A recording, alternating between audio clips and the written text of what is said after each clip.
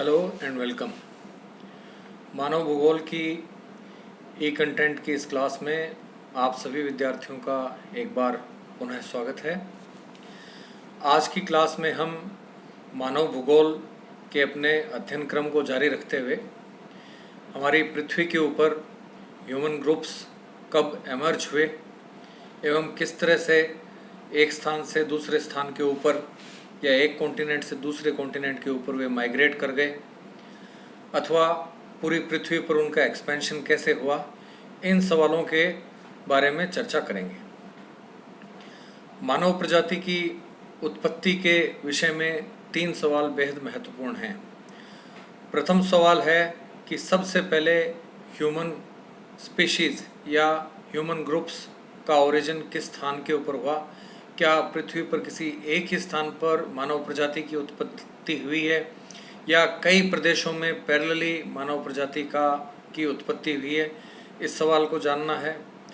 दूसरा जो महत्वपूर्ण सवाल है कि मानव के विकास की अवस्था के अंदर कब और किन स्थानों पर उन्होंने कृषि को करना प्रारंभ किया या एक स्थान पर बसकर कृषि क्रिया करते हुए अपनी सभ्यता को आगे बढ़ाया। तो ये दूसरा महत्वपूर्ण सवाल है। एवं तीसरा महत्वपूर्ण सवाल है कि मानव के विकास, सांस्कृतिक और सामाजिक विकास की यात्रा में अर्बन कल्चर्स या अर्बन सेंटर्स किस समय पर एवं किन स्थानों पर एमर्ज हुए। तो ये 3 बहुत महत्वपूर्ण प्रश्न हैं जो कि मानव भूगोल के सभी विद्यार्थियों के लिए मानव भूगोल का अध्ययन का आरंभ करते हुए इनिशियल फर्स्ट स्टेज में इन तीनों चीज़ों को जानना बेहद आवश्यक है। इसके बाद में ही हम अपनी इस अध्ययन का जो क्रम है उसको एक एडवांस लेवल के ऊपर ले जा सकते हैं। तो आज की क्लास में इन सभी प्रश्नों में से जो प्रथम प्रश्न है कि वे कौन से स्थान हैं जहाँ पर कि मानव की सर्वप्रथम उत्पत्ति हुई, या वे कौन से स्थान हैं जिनके बारे में माना जाता है, वैज्ञानिक सहमत हैं कि वहाँ पर मानव प्रजाति की सर्वप्रथम उत्पत्ति हुई एवं यह उत्पत्ति किस समय हुई।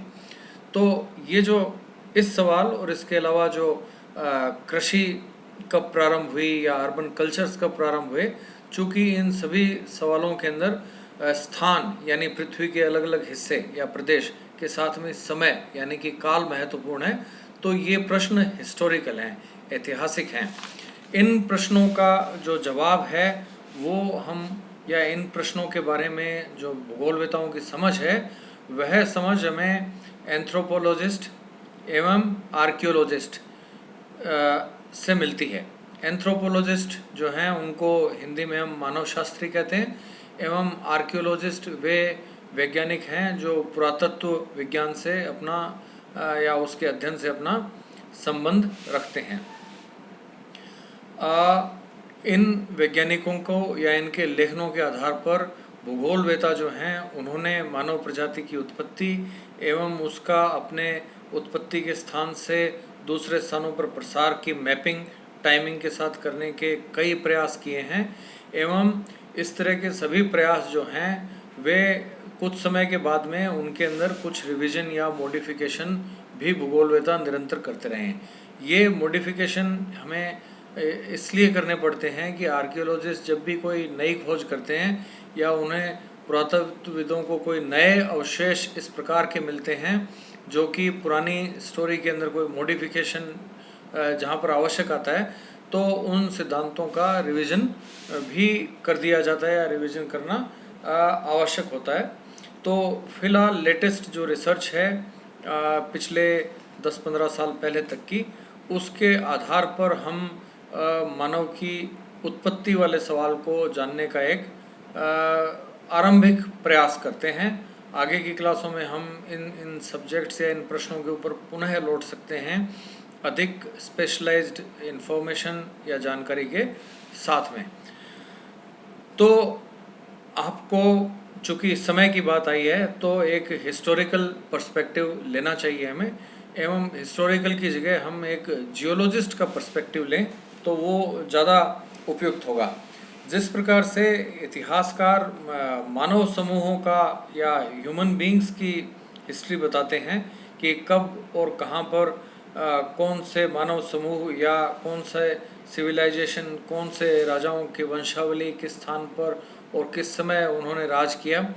उसी तरह पृथ्वी की उम्र के बारे में बताने वाले जो वैज्ञानिक हैं वो जियोलॉजिस्ट होते हैं, और यानी कि भूगर्भवेत्ता। जियोलॉजिस्ट पृथ्वी की उम्र या पृथ्वी के ऊपर जीवन का प्रारंभ या पृथ्वी के जो विभिन्न हिस्सों में पाए जाने वाले पर्वत, पठार अथवा अलग अलग तरह के वनस्पति इत्यादि हैं वो कब एमर्ज हुए उसके बारे में वो अपना अध्ययन, या मिनरल्स के बारे में अपना अध्ययन वैज्ञानिक रूप से करते हैं। तो जियोलॉजिस्टों या फिजिसिस्ट के अनुसार हमारी पृथ्वी की उम्र लगभग 4.5 यानी 4.5 अरब वर्ष है, और इस ब्रह्मांड की उम्र लगभग 18 अरब वर्ष मानी जाती है। बिग बैंग थ्योरी के अकॉर्डिंग के अनुसार, बिग बैंग थ्योरी के अनुसार ये माना जाता है कि हमारा ब्रह्मांड लगभग 18 अरब वर्ष पुराना है, और पृथ्वी की सौरमंडल की उत्पत्ति के पश्चात जब पृथ्वी अपनी शेप में आई तो वह घटना लगभग 4.5 अरब वर्ष पूर्व हुई। उस समय पृथ्वी बहुत एक गैस के गोले या आग के गोले के रूप में थी, बहुत गर्म थी, और धीरे धीरे पृथ्वी ठंडी हुई एवं वह ठोस होने लगी।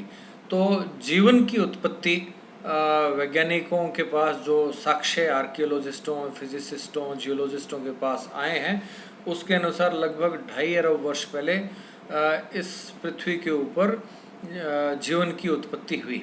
यह जीवन जो सर्वप्रथम उत्पन्न हुआ वह माइक्रोस्कोपिक था, एल्गे या बैक्टीरिया के फॉर्म में, और बड़े लंबे समय तक अधिक एडवांसमेंट इवोल्यूशन के नहीं हो पाए। जो सबसे पुराने जीवाश्म मिलते हैं या इस लगभग 2.5 अरब साल पहले के, और बाद के जो जीवाश्म भी मिल रहे हैं उनके अनुसार ये डेटिंग की गई है। जीवाश्म जो मिलते हैं उनकी कार्बन डेटिंग वैज्ञानिक करते हैं। उसमें उनके अंदर का जो कार्बन कंटेंट होता है उसकी हाफ लाइफ कैलकुलेट की जाती है। यह भी एक डिटेल्ड लेक्चर का विषय है, परंतु फिलहाल हम अपना फोकस इसी बात पर रखेंगे कि पृथ्वी पे जो सबसे पुराने माइक्रो लाइफ या बैक्टीरियल एल्गे लाइफ के फॉर्म में जो जीवाश्म मिले हैं वे जीवाश्म लगभग 2.5 अरब वर्ष पुराने हैं। अब अरब, 1 अरब कितना होता है? 1 अरब 100 करोड़ होता है। आपके पर्सपेक्टिव के लिए मैं मेंशन करना चाहूँगा या आपके समक्ष ये जानकारी रखना चाहूँगा कि हमारी पृथ्वी के ऊपर इस समय लगभग 7.5 अरब लोग रहते हैं, और हमारे भारत देश में लगभग 125 करोड़ लोग इस समय रहते हैं। तो 1 बिलियन का अर्थ 100 करोड़ होता है। तो पृथ्वी की उम्र है 18 बिलियन वर्ष। हमारे ब्रह्मांड की उम्र है 18 अरब वर्ष। पृथ्वी की उम्र है 4.5 अरब वर्ष, एवं जीवन की उत्पत्ति हुई लगभग 2 से 2.5 अरब वर्ष पूर्व माइक्रोस्कोपिक लाइफ के बारे में। जियोलॉजिस्टों ने जो अर्थ की हिस्ट्री के ऊपर जीवन की उत्पत्ति के संबंध में अर्थ की लाइफ का एक टाइम स्केल बनाया है। उसमें 570 मिलियन ईयर्स यानी कि लगभग आधा अरब साल पहले तक के सारे, या आप यूँ मानिए कि 570 मिलियन ईयर्स यानी 57 करोड़ वर्ष या 60 करोड़ वर्ष से पूर्व का समस्त समय जो है पृथ्वी की उत्पत्ति से लेकर तब तक का, उसको प्री कैम्ब्रियन काल माना जाता है। उसके बाद के काल को जियोलॉजिस्टों ने 3 अलग अलग फेजेस में बांटा है, और इन फेजेस को वो नाम देते हैं पैलियोजोइक, मेसोजोइक और केनोजोइक। पैलियोजोइक काल जो है वो लगभग 60 करोड़ वर्ष पूर्व से लेकर और लगभग 25 करोड़ वर्ष पूर्व तक का उसका जो समय है वो रहा है। माइक्रोस्कोपिक लाइफ तो 2.5 अरब साल पहले उत्पन्न हो गई थी, और उसके बाद का वो समय प्री कैम्ब्रियन टाइम था। पैलियोजोइक टाइम जो लगभग 60 करोड़ वर्ष पूर्व प्रारंभ हुआ है और ख़त्म हुआ है लगभग 25 करोड़ वर्ष पूर्व। इस काल के अंदर हमारी पृथ्वी के ऊपर मछलियाँ, मेंढक, फ्रॉग्स और कुछ एलिमेंट्री प्लांट्स, कॉनिफेरस की उत्पत्ति या इवोल्व वो हो गए। पैलियोजोइक काल के बाद में जो काल जियोलॉजिकल काल आता है उसको मेसोजोइक पीरियड कहा जाता है, मेसोजोइक एरा कहा जाता है। एवं इस समय में मेसोजोइक काल के अंदर हमारी पृथ्वी पे जानवरों में टर्टल्स जो पानी में और ज़मीन दोनों पे रह सके यानी कछुए, डायनासोर, बहुत सी तरह के फ्लावरिंग या फूल देने वाले प्लांट्स, इन सब की उत्पत्ति हुई। मेसोजोइक एरा जो है वो लगभग मेसोजोइक एरा के बाद में केनोजोइक एरा आ गई। मेसोजोइक एरा जो है वो लगभग 66 मिलियन वर्ष पूर्व समाप्त हो गई। यानी मेसोजोइक एरा का जो काल है वह 25 करोड़ वर्ष पूर्व से लेके और लगभग 6 या 6.5 करोड़ वर्ष पूर्व तक का है। उसके बाद का जो काल है उसको केनोजोइक या सीनोजोइक काल कहा जाता है। इसके अंदर जो मैमल्स पहली बार हमारी पृथ्वी के ऊपर उपस्थित हुए, मैमल्स यानी कि स्तनधारी जीव, इनके अंदर चमगादड़ है, आपके व्हेल्स हैं और होमोनोइड्स भी यही समय है जबकि उत्पन्न हुए। होमोनोइड से हमारा क्या तात्पर्य है? होमोनोइड्स वो प्राणी है जो कि मानव प्रजाति से, एनिमल किंगडम के पार्ट हैं परंतु मानव प्रजाति से मिलते जुलते हैं और उनको हमारा एंसेस्टर माना जाता है होमो सैपियंस का। तो होमोनोइड्स के अंदर जो प्रमुख ग्रुप है जिससे कि होमो सैपियंस या मानव प्रजाति मोलिकुलर लेवल पे मिलती है वो चिंपांजी और गोरिल्लाज हैं।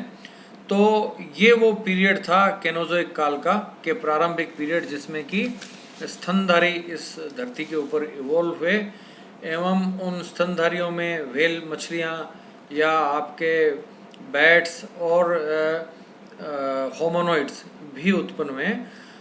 होमोनोइड्स ही वो मनुष्य से कुछ मिलते जुलते दूसरी स्पीशीज़ हैं जिनसे कि ब्रेक होके बाद में ह्यूमन लाइक मानव के जैसी कई स्पीशीज़ एमर्ज हुई। ध्यान दीजिए मेरे शब्दों के ऊपर, ह्यूमंस के लाइक या मानव के जैसी आज के जो मानव उनके एंसेस्टर्स हैं परंतु उनमें कई स्पीशीज़ जो हैं वो अलग अलग स्थानों पर एमर्ज हुई। तो यह सब कुछ हुआ लगभग 6 करोड़ वर्ष पूर्व। यह सब चीज़ें होनी प्रारंभ हुई एवं होमोनोइड से ह्यूमन बींग्स के जैसी जो स्पीशीज़ हैं उनका जो प्रारंभ है वो लगभग 5 मिलियन ईयर्स यानी 50 लाख साल से प्रारंभ होता है। उस समय कई ह्यूमन लाइक स्पीशीज़ थी और धीरे धीरे समय के साथ क्लाइमेटिक एलिमेंट्स के साथ या अपनी परिस्थितियों के साथ जो अच्छी तरह से एडजस्ट कर पाए वो कंटिन्यू करते रहे या उनमें कुछ मॉडिफिकेशन भी आने लगे या कुछ समय समूह एक्सटिंक्ट भी हो गए। तो कुछ समय ज़रूर रहा होगा कि ये समूह पैरेलली हमारी पृथ्वी के ऊपर एग्जिस्ट करते थे। For example Neanderthal. और लगभग 1 लाख वर्ष पूर्व वो समय है जबकि होमो सैपियंस धीरे धीरे एमर्ज हो गए। तो होमो सैपियंस जो हैं ह्यूमन लाइक स्पीशीज़ में जो एमर्ज हुए हैं तो होमो सैपियंस से पहले के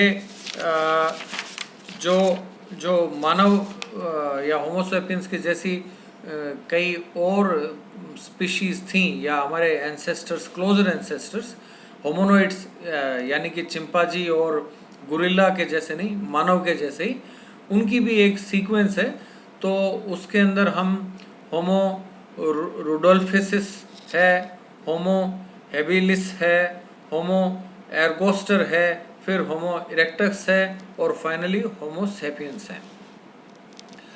होमो सैपियंस जब पृथ्वी के ऊपर एमर्ज हो गए तो लगभग 1 लाख साल पहले या 50,000 साल पहले का जो समय है, इसके अंदर बहुत सारे समय तक वो बहुत कुछ एनिमल किंगडम का पार्ट ही थे या उनके जैसे ही रहते थे। परंतु उन्होंने ये वो काल है जिसमें कि आग को खोज लिया या पत्थर के जो औजार बनाने शुरू किए, उनमें उन्होंने एडवांसमेंट लाना शुरू किया। और मानव भूगोलवेत्ता पिछले 1 लाख साल का जो पीरियड है उसको माइंड स्फीयर भी बोलते हैं। नॉर्मली हमारी धरती के ऊपर हम कहते हैं कि एटमॉस्फेयर है यानी वायुमंडल है, हाइड्रोस्फीयर है यानी कि जलमंडल है जिसमें सारे के सारे महासागर, नदियाँ इत्यादि शामिल हैं, और हम लिथोस्फीयर कहते हैं जो कि हमारे महाद्वीप या द्वीप जिसमें शामिल हैं। और फिर हम कहते हैं बायोस्फीयर। बायोस्फीयर का अर्थ है कि इस वायुमंडल में, स्थलमंडल में और जलमंडल जहाँ मिलते हैं वो एक थिन लेयर है जो एटमॉस्फेयर में ज़्यादा ऊंचा नहीं है, जल में ज़्यादा गहरा नहीं है, भूमि पर भी ज़्यादा गहरा नहीं है, यानी सतह के ऊपर है, जिसको कि हम बायोस्फीयर कहते हैं। ये बायोस्फीयर लाइफ स्फीयर है। बायो से अर्थ है लाइफ। इस बायोस्फीयर के अंदर सभी जीवित प्राणी, जिनमें पेड़ पौधे, घास, सभी तरह के इंसेक्ट, सभी तरह के एनिमल्स, सभी तरह के बर्ड्स और मानव भी सम्मिलित है। तो ये जो जीवन का जो स्फीयर है जो कि जल में मिलता है, जैसे कि मछलियाँ, स्थल में मिलते हैं पेड़ पौधे, जंगली जानवर, हम लोग और आकाश में विचरण करने वाले विभिन्न पक्षी, तो ये एक बायोस्फीयर है। इस बायोस्फीयर यानी लाइफ धीरे धीरे जब प्लेनेट अर्थ के ऊपर इवॉल्व होती चलेगी, बड़ी लंबी प्रक्रिया है। एक लेक्चर में इसके संबंध में अधिक डिटेल में हम नहीं जा सकते, परंतु इस बायोस्फीयर को पिछले 1 लाख सालों में होमो सेपियंस या मानव प्रजाति ने धीरे धीरे इसके अंदर अपना प्रभाव बढ़ाना शुरू किया। तो पिछले 1 लाख सालों के अंदर से भी आप ये मान सकते हैं कि पिछले शुरू के जो 50,000 साल थे उसमें होमो सेपियंस ने जो अपना माइंड स्फीयर, बायोस्फीयर के अंदर जो ह्यूमन बींग्स की इन्फ्लुएंस बढ़ी है उसको माइंड स्फीयर कहते हैं। माइंड स्फीयर का प्रभाव अधिक नहीं था, परंतु पिछले 50,000 सालों में माइंड स्फीयर का प्रभाव बहुत तेज़ी से बढ़ा है। हम देखेंगे कि किस प्रकार से माइंड स्फीयर ने प्लेनेट अर्थ को या हमारे बायोस्फीयर को धीरे धीरे प्रभावित करना और आज के समय में उसको डोमिनेट करना प्रारंभ कर दिया है। तो अब हम आते हैं कि इस माइंड स्फीयर के द्वारा या ह्यूमन कल्चर्स जो या ह्यूमन ग्रुप्स जो स्प्रेड हुए हैं पूरी पृथ्वी के ऊपर, तो उनकी शुरुआत किस प्रकार से हुई और कहाँ पर हुई। एंथ्रोपोलॉजिस्ट एवं आर्कियोलॉजिस्ट जो हैं वो उनके हमारी पृथ्वी पर किस स्थान पे, यानी अब एक ज्योग्राफिकल या भूगोल से संबंधित क्वेश्चन आने लग गया है।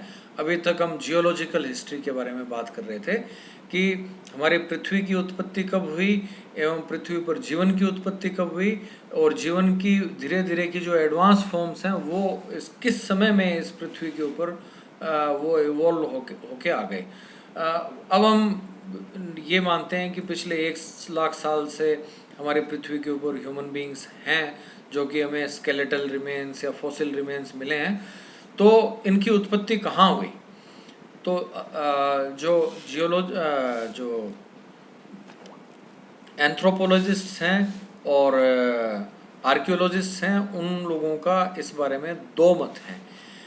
प्रथम मत कहता है कि समस्त मानव प्रजाति की उत्पत्ति अफ्रीका से हुई है, ट्रॉपिकल ईस्ट अफ्रीका से, और धीरे धीरे वहाँ से माइग्रेशन या प्रवसन करके मानव प्रजाति जो है यूरोप में और एशिया में शुरू में फैली और बाद में धीरे धीरे न्यू वर्ल्ड यानी कि दोनों अमेरिकाज और ऑस्ट्रेलिया के अंदर भी वे प्रवास करके चले गए। दूसरी जो थ्योरी है वो दूसरे जो आर्कियोलॉजिस्ट या मानव शास्त्री हैं वो कहते हैं वो सिंगल या आउट ऑफ अफ्रीका थ्योरी को नहीं मानते। उन लोगों का मानना है कि मल्टी रीजन यानी कई प्रदेशों में साइमल्टेनियसली मानव प्रजाति की उत्पत्ति हुई। अब सवाल आ सकता है कि कई प्रदेशों में कैसे हुई, तो उसके संबंध में दो बातें प्रमुखता से मैं आपके समक्ष रखना चाहूँगा। प्रथम तो कि हमने अभी तक के डिस्कशन में माना कि मानव प्रजाति धीरे धीरे होमोनॉइड्स यानी मानव जैसे दूसरे समूहों से उत्पन्न हुई हैं, एवं ये मानव जैसे समूह जो हैं वो कुछ करोड़ वर्ष से हमारी पृथ्वी के ऊपर हैं। उनमें से भी फिर एक लंबी सीक्वेंस के द्वारा होमो सेपियंस फाइनली इस पृथ्वी के ऊपर एमर्ज किए। तो अब होमो सेपियंस जब एमर्ज किए तो होमोनॉइड्स पृथ्वी पर बहुत से स्थानों पर पहले ही फैल चुके थे। तो होमो सेपियंस या इनके जैसे दूसरे जीव जंतु अलग अलग स्थानों होमो सेपियंस या मानव से मिलते जुलते सिमिलर स्पीशीज होमोनॉइड्स के साथ में दूसरे स्थानों पर भी इवॉल्व हो सकती हैं। यह संभव है, थ्योरेटिकली तो संभव है।